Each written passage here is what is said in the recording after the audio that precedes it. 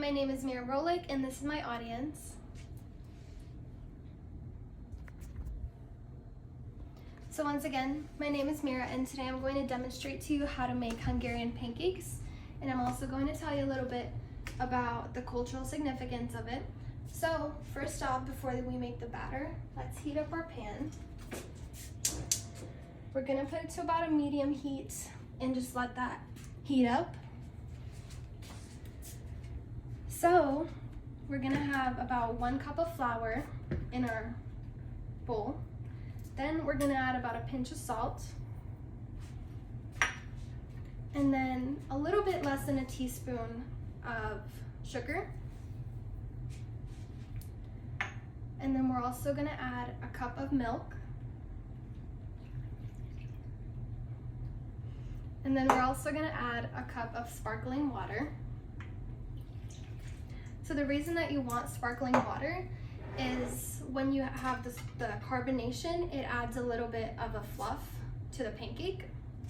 So now we're gonna also add 2 whole eggs. And then lastly, we're gonna add just a tiny bit of oil. You can use really any oil that you have available. It just helps the pancakes not stick as much.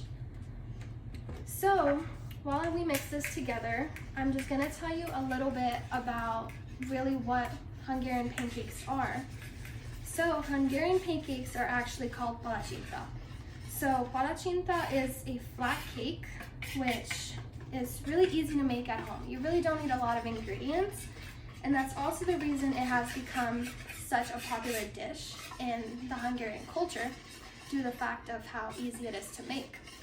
Now, obviously, palacsinta tends to get confused with pancakes. It's really not pancakes.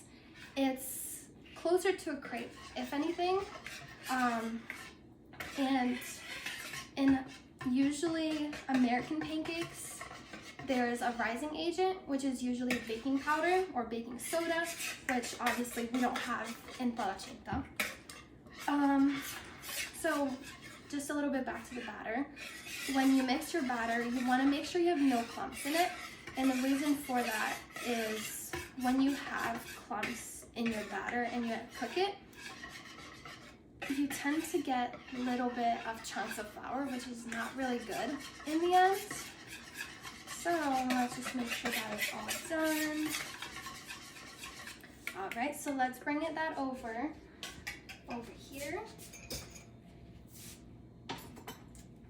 So another interesting fact about palacsinta is that we tend to eat it savory or sweet. When it comes to regular pancakes, you only usually eat it with syrup of some sort, but that's a little bit of a cool fact. So we're going to spray a tiny bit of oil onto our pan.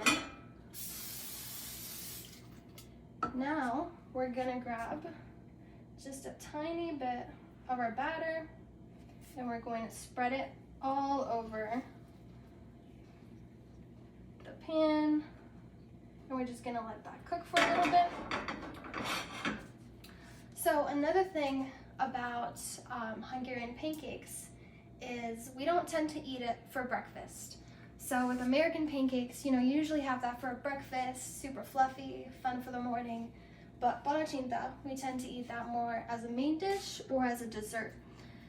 Due to the fact that savory, obviously, there's a dish that we eat with palacsinta that we put shredded chicken in. That would be a savory main dish that we have. So when you know that your palacsinta is ready is when it starts to become matte on the top of it. If you want to come take a look at that. So when you start to see that, you're just gonna slowly start to lift it up. Just continue to let it cook. So my favorite way to eat palacsinta is usually sweet, just because it's very much like a crepe, but I feel that palacsinta is way more delicate than a crepe. It has a different texture to it usually. So let me just check back on this.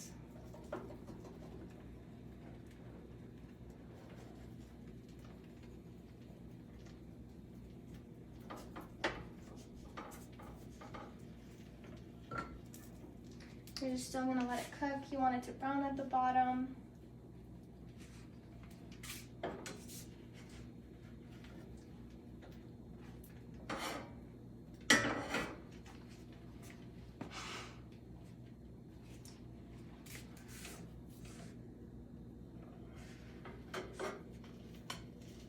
So now we're gonna flip it. Now that we flipped it, we're just gonna let it cook just maybe a few more seconds. Until then, let's prepare our jam that we're going to put on.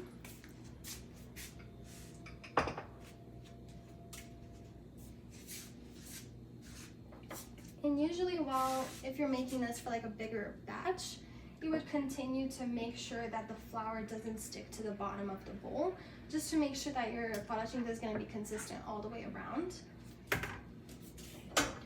So I think that's pretty much ready. So you're just going to flip it down onto your plate. You're just going to add your filling.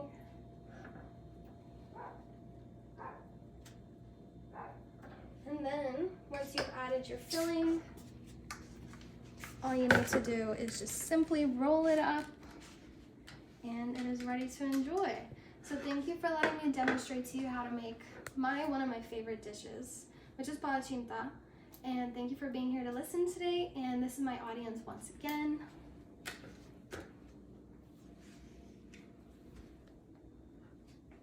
Thank you. Have a great day.